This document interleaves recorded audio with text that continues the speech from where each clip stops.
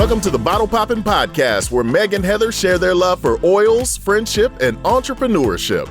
Let's get it poppin'. Hey everyone, this is Meg. Hi there, this is Heather. And we are the Bottle Poppin' Podcast. So Heather, what are we popping open today? We are popping open wintergreen oil, and I don't have a regular bottle right in front of me. Do you? Because I feel like for those that are watching, there is a difference. Oh, with the cap, Meg. Oh, okay. Well, I was just noticing the difference in the color. So there is a difference in the cap. Do you have your wintergreen sitting right beside so you can hold them up side by side? This is wintergreen. And yours is green. That's what I was saying. Like, the difference in color. I can't remember which one is which color it is now. Okay, hold on. So now I'm curious too. I feel like pink is right. I got the good one. That's what I thought. Yeah, because when I picked this up to do this episode, I thought I've had this a long time. I wonder, like, how old this is. Okay, so yours obviously has the specialty cap on it too, though, correct? It does. Yeah, it does. Okay. I thought you were holding balance because I was trying to show the difference between the two caps. So for those listening, you obviously cannot see it, but this cap is a thicker, bigger cap, and it is meant as a deterrent so that people don't accidentally get into this oil. This is not one that I will be sampling today because there is no supplements facts box on the back. And the bigger cap gives me an indicator that this one is a no-go for internal use. And just to clarify, it's not just a bigger cap, but it's like a child-proof cap. So it's one where you have to like press down to turn it. So it's kind of complicated to open. It is. You have to be intentional with it. The reason is that wintergreen and birch are the only two essential oils that have methyl salicylate in it. And methyl salicylate is a blood thinner, similar to what aspirin is. And so even in small doses, it can be fatal. And so they want to make sure that people do not get into this oil unintentionally, I guess. Yeah, and take it internally. Well, and this is what I love about essential oils. You know, I think a lot of people think of essential oils as being a new thing. And, it's just trendy right now. But essential oils are original medicine. And the interesting thing with medicine, like aspirin, as you mentioned, almost all of our medications are based off of the science of plants and like essential oils. But the thing with medicine is in order to create a medicine, you have to be able to patent it so that only you make the money off of it. And in order to patent it, they have to add something to it that isn't natural, because you can't patent something that just grows naturally. And more often than not, the reason why we have side effects to medications is because of the unnatural stuff added. But that also, like when you're using pure essential oils and you think about aspirin is actually based off of the science of wintergreen and birch and these natural plants that have this chemical constituent to it. Like you could use these and not have any side effects, or you could use aspirin that does have side effects with it. And again, I mean, obviously death is a side effect that comes with both of them because that chemical constituent is there. But that's naturally from the plant versus some of the side effects that you get from overdosing on aspirin aren't because it's not the natural part, it's the unnatural part.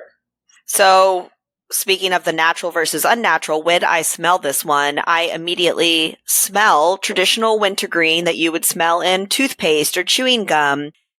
It is interesting that if small amounts of the pure oil are toxic, what exactly are they putting in these products that we are using internally that is, presumably not natural anymore, right?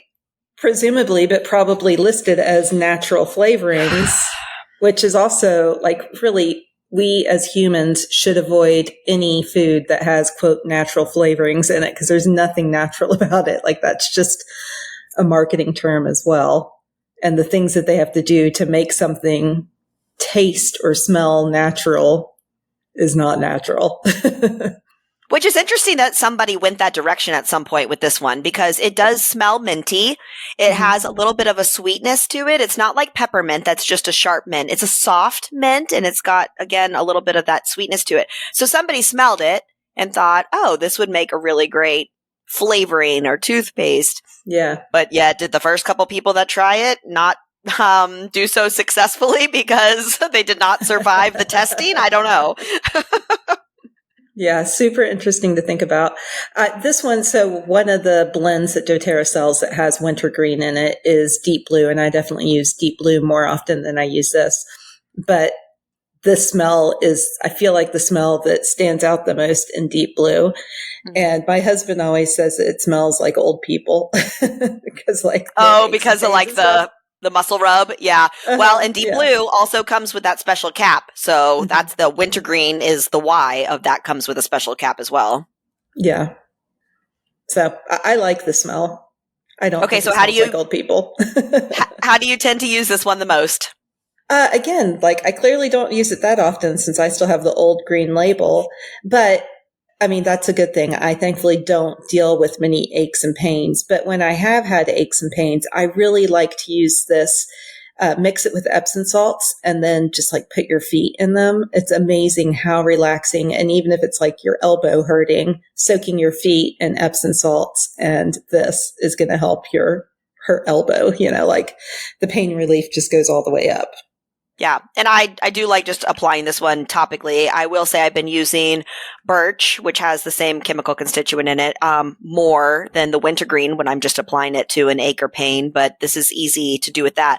However, because this one does smell good, it really works well in the diffuser too. So a fun diffuser blend is 3 drops of bergamot, 2 drops of wintergreen, and 2 drops of wild orange. That smells nice too.